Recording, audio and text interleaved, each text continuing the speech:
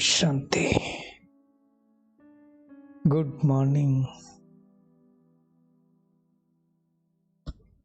साकार मुरली 27 फरवरी 2023। बाबा की मीठी मीठी मुरली है मीठे मीठे बच्चों के मीठे मंथन के लिए। मंथन शुरू करने से पहले ज्ञान सूर्य शिव बाबा की लाइट और माइट भरी किरणों के नीचे बैठ जाते हैं और महसूस करते हैं मैं लाइट माइट स्वरूप आत्मा हूं। आज मीठे बाबा ने कहा, मीठे बच्चे, बाप आया है बेहद की सृष्टि की सेवा पर। केवल भारत की सेवा नहीं करता है बाबा, पूरे विश्व की सेवा करता है। इसलिए इस विश्वविद्यालय की शाखाएं विश्व के अनेक देशों में है। नरक को स्वर्ग बनाना ये सेवा कल्प कल्प बाप ही करता है, परमात्मा ही करता है, दूसरा कोई कर नहीं सकता।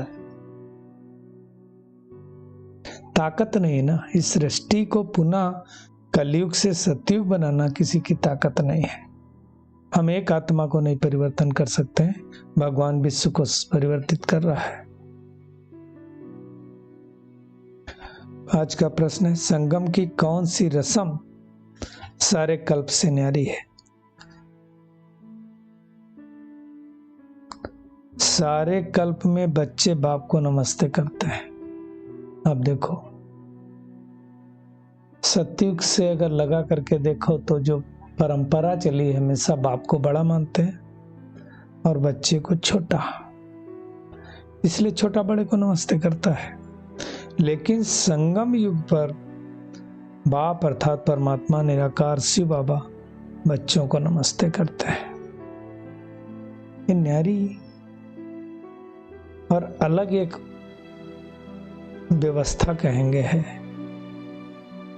परमात्मा का निरहंकारी पना है। बाबा कहता है, मैं तुम सिकलदे बच्चों की सेवा पर उपस्थित हुआ हूं, तो तुम बच्चे बड़े ठहरे ना। ऐसा निरहंकारी परमात्मा के सिवाय कोई हो सकता है? बाप कल्प के बाद बच्चों के पास आते हैं, सारी सृष्टि के कीचड़े को साफ कर नर को स्वर्ग बनाने। दुनिया में कोई नर को स्वर्ग नहीं बना सकता है, ताकत नहीं किसी में। तो हमें भी बाप जैसा निराकारी, मतलब हर समय आत्मिक स्थिति में स्थित रहने वाला निरहंकारी, कोई अहंकार नहीं और कोई नहीं हो सकता है। तो हमें भी ऐसा बनना है जैसा बाप है। बाप अपने थके हुए बच्चों के पांव दबाता है, इसलिए गायन है, द्रौपदी के पांव दबाए श्री कृष्ण ने।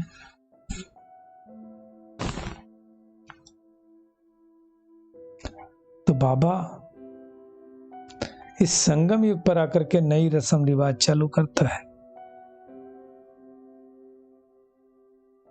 इसलिए निरहंकारी उसको कहा जाता है। दुनिया सन्यासियों के चरणों में झुकती है, उनको चूमती है, और बाबा करके बच्चों को आगे करता है, कहता है बहुत सिकलते हैं, बहुत बिछुड़े हुए हैं, इसलिए कहते हैं मीठे बच्चे तुम थके हो। बाबा ने ही आकर के वंदे मातरम कहा, माताओं की वंदना की। किसने उच्चारा ये शब्द? बाबा ने। तो इस नरक को स्वर्ग बनाने बहुत ही उमंग उत्साह से बाबा इस सृष्टि पर आता है। जब वो खुद आता है तो सारी सृष्टि की सेवा हो जाती, सारी सृष्टि का कल्याण हो जाता है। इसलिए कहा जाता है सारी सृष्टि का कल्याणकारी दाता तो एक ही है, दो नहीं है। तो ये उनकी बेहद की सेवा है।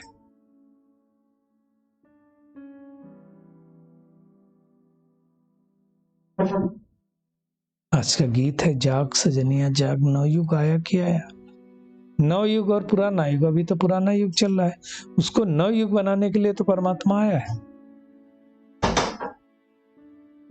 तो बाबा कहता है कि सतयुग बीता, त्रेता बीता, द्वापर बीता, कलयुग बीता।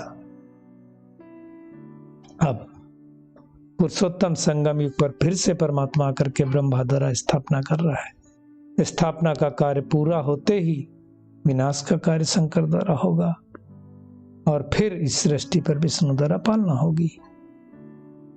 तो कौन सा भगवान आकर के सब करता है? गाते हैं गीता का भगवान, लेकिन कौन है वो नहीं पता, इसलिए श्री कृष्ण का नाम डाल दिया है। वास्तव में निराकार परमपिता परमात्मा शिव की बात है। ये भी नहीं पता दुनिया में कि गीता कब सुनाई गई। गीता मुख्य है तो सब धर्म वालों को मानना चाहिए, परंतु मानते नहीं।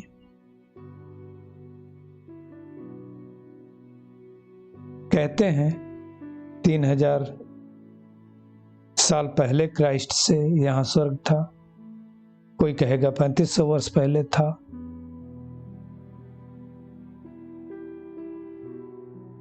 उस स्वर्ग किसने स्थापित किया दुनिया में किसी को पता नहीं है। तो बाबा ये बात समझाते हैं कि पहले होती है शिव जयंती। अभी हम सब ने शिव जयंती मनाई ना, बाद में क्या होगा? कृष्ण जयंती आएगी। शिव जयंती समाप्त हो जाएगी, कृष्ण का जन्म हो जाएगा। इसलिए देखो अभी चल रहा है, इसके बाद धीरे धीरे धीरे धीरे श्री कृष्ण की दुनिया आ जाएगी। इसलिए दुनिया में इसको रुद्र यज्ञ कहा जाता है, कृष्ण यज्ञ कहीं गाया जाता है। इस रुद्र ज्ञान यज्ञ से ही विनाश ज्वाला प्रज्वलित हुई है। वो तो हम देख ही रहे हैं अभी सृष्टि पर क्या चल रहा है। लोगों ने भविष्यवाणियां तक कर दी हैं। यही वो समय है जब आत्मा परमात्मा से कनेक्शन जोड़ सकती है। तो बाबा आकर के थोड़ी सी आत्माओं को, सब तो आत्माएं बदल जाएंगी नहीं, बदलेंगी नहीं, 33 करोड़ आत्माएं जानी है सतयुग त्रेता में। तो एक ज्ञान सुना करके उनको उस लायक बनाता है और बाकी सब आत्माओं को मुक्ति धाम में ले जाकर बिठा देता है। बाबा करके दुनिया में भी मुस्लिम भाई लोग नहीं बोलते हैं सलाम वालेकुम, तो बाप आकर के बच्चों को सलाम करता, कहता तुम मालिक बच्चे हो।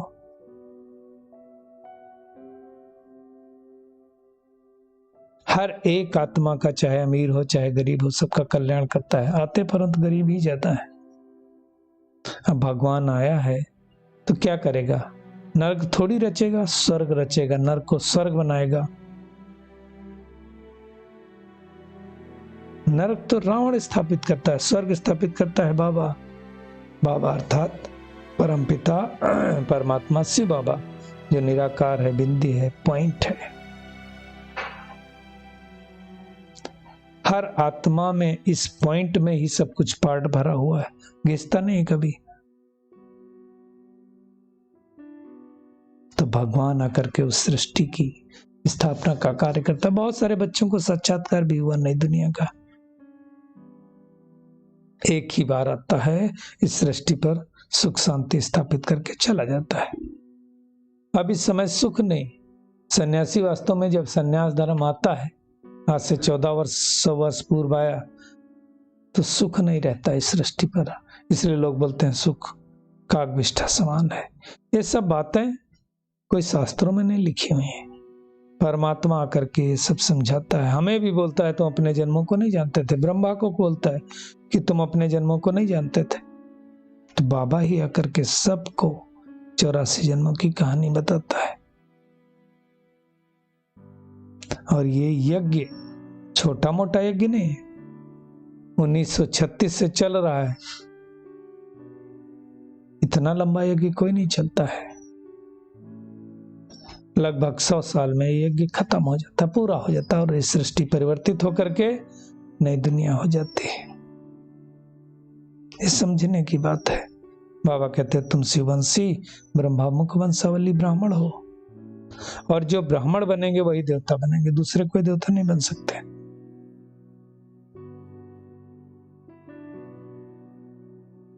इसलिए बाबा ने समझाया अब कल्पक्रिया पूरी हो गई, सारे एक्टर्स ऊपर से आ गए, अब वापिस जाएंगे अपने अपने घर।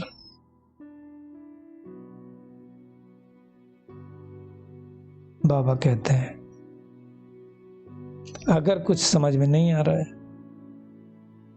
तो देह अभिमान में ना करके अपने से जो आगे हैं उनको आगे करना चाहिए,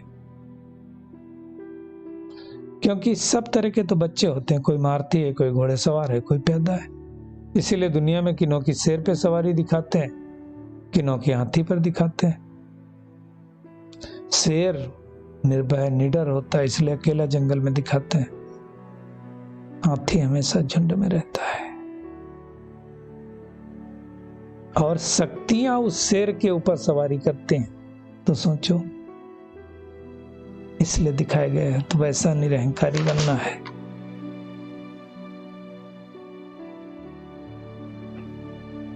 तो आज का होमवर्क क्या है?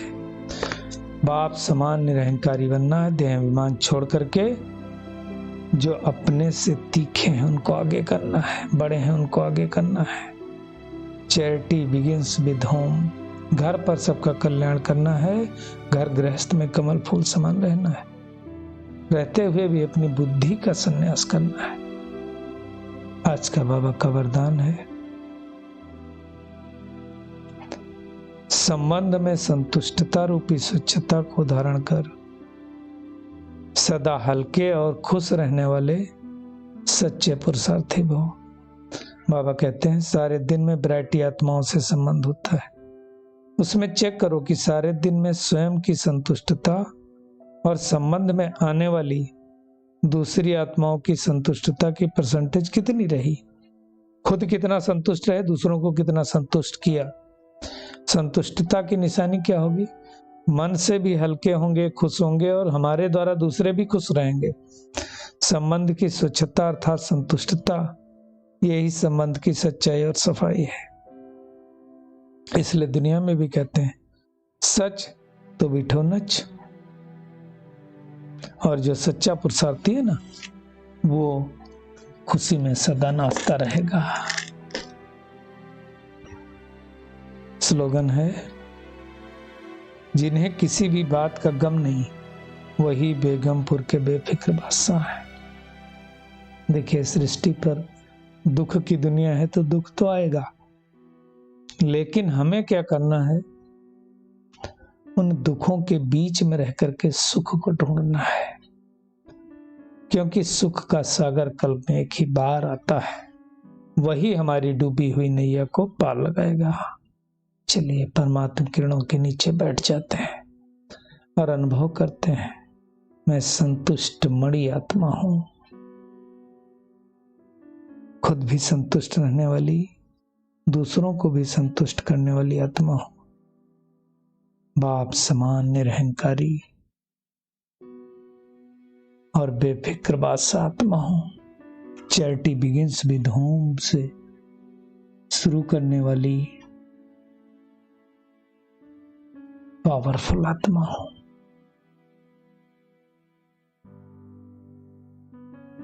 अपने श्रेष्ठ पुरुषार्थ द्वारा अपने को निर्भय बनाने वाली महावीर आत्मा हूं।